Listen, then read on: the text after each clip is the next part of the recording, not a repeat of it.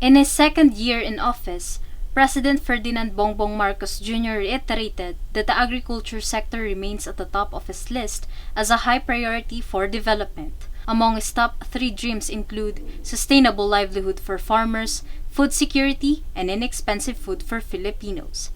As his second State of the Nation address nears, the President is yet to deliver his promise. For those who lived through martial rule, it has long been a staple for then President Ferdinand Marcos Sr. that agriculture was a priority and became a crowning success.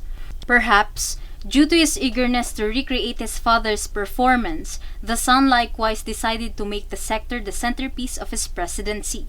Unfortunately, coming on the heels of the pandemic, Marcos Jr. faced escalating issues of food insecurity, which prompted him to take drastic action to prevent a hunger crisis in the Philippines during his leadership. Marcos, who also oversees the Department of Agriculture or DA as concurrent secretary, tried to muster enough support through budgetary and administrative measures that yielded little to no effect. Apart from food insecurity, Marcos Jr. had to contend with inflation that has increased to levels not seen for years. To make matters worse, Marcos made a vow a year ago to reduce the cost of rice to 20 pesos per kilogram, which was deemed impossible, but swore to make it happen by suggesting a price cap and paying more for local farmers' rice crops. To date, this remains to be a promise. To mitigate the impacts of inflation, Marcos spearheaded the launch of Kadiwa program nationwide, also a component of his administration's plan in a bid to keep prices stable and benefit Filipino farmers, fisherfolk, and micro, small, and medium-sized businesses or MSMEs, as it offers the chance to increase income through direct farm-to-consumer trading.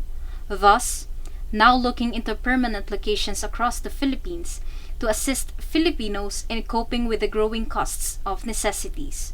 One of the basic problems to start with was Marcos being the president and concurrent DA secretary, which divided his time between fulfilling a campaign promise to salvage the sector and to fulfill his obligations as president full-time.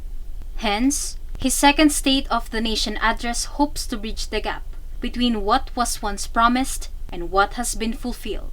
And for this, Marcos Jr. seems to have less on his plate than the agriculture sector hopes for.